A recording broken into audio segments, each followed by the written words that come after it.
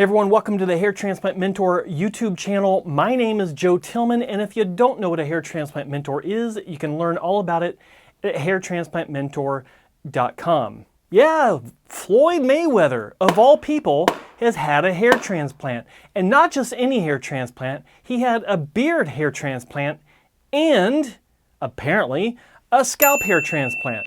Now it's kind of confusing because it's like scalp hair to the beard and then scalp hair to the scalp. Let's talk about it.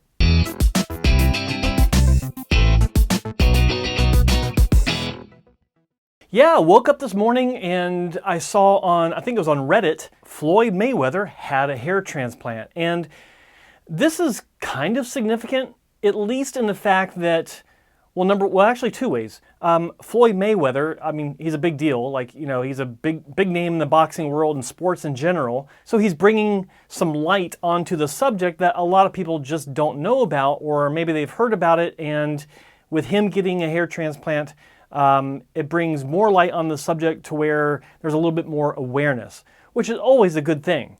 But the second thing is that not many people know that you can actually have your beard rebuilt using hair transplant methods that are available today. So I think that that's probably another, pretty significant thing that he's bringing to the table.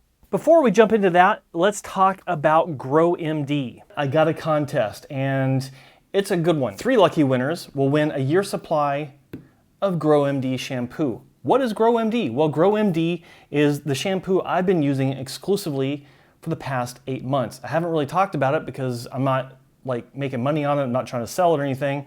But for the contest, I do want to tell you just a little bit about it.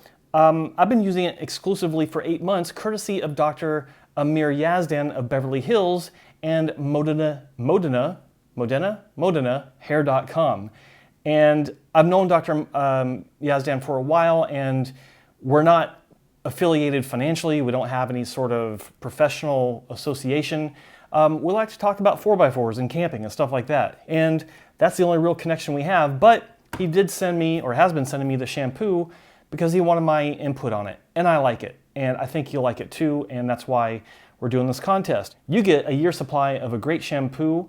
I get more subscribers, and Dr. Yazdan gets more exposure for his shampoo. And that's just a triple win. Everyone wins. Don't you want to win? The way you win is you subscribe if you haven't subscribed already, and comment down below. And of course, you do have multiple opportunities to enter by commenting on multiple videos, as many as you want. So it is completely random, and so the more that you comment on multiple videos, the higher the chances of winning. I will announce the first winner once I hit 20,000 subscribers, and hopefully it might be you. Back to the video.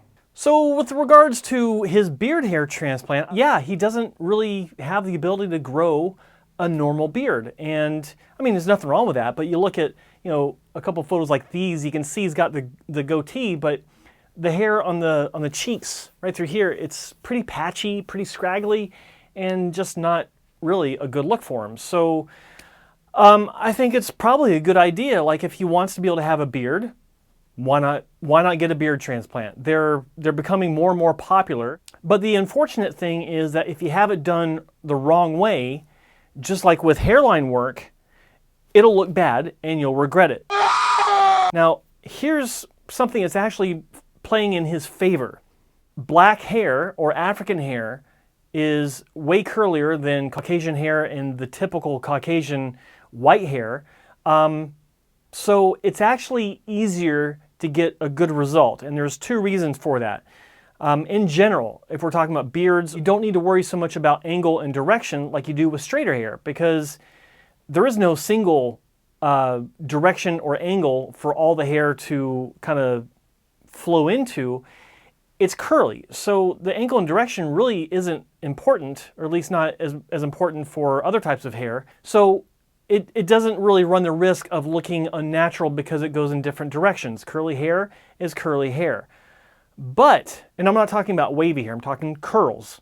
But when it comes to the other benefit of African type hair, is that you get better coverage with fewer grafts compared to other ethnic hair types.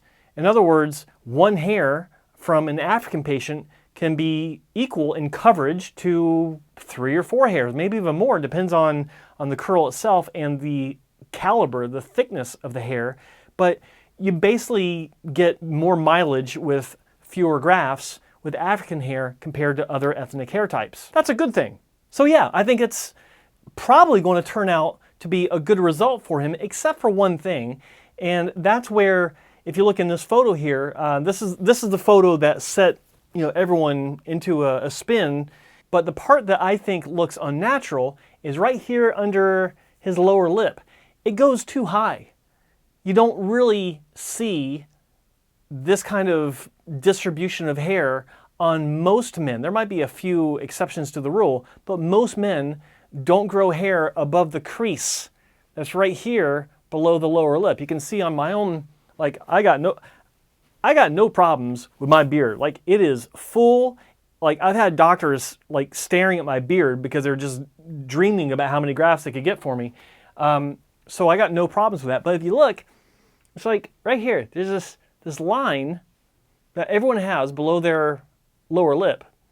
And that's usually where hair stops growing. There might be a few scragglies above it, but then you usually have this little central portion here. It doesn't come all the way up to the bottom of your lip like his does. That just looks silly. So this is one of those giveaways, one of those tells that someone has had a beard transplant, and a bad one at that. The clinic just doesn't, they just don't understand it. And it's pretty common. It's a giveaway. So that's all I got to say about that. But let's talk about his hair, like his scalp, his scalp hair transplant back into the scalp.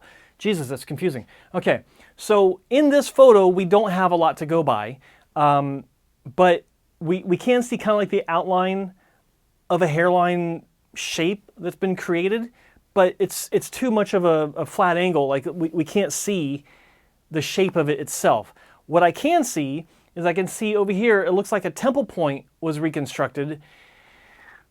And while it's difficult to see this angle as well, what I can see tells me that it might have been placed too high on the side of his scalp. They're not supposed to be that high. Like mine's like right here. It comes, like if I draw a line out here, it's just above my eyebrow.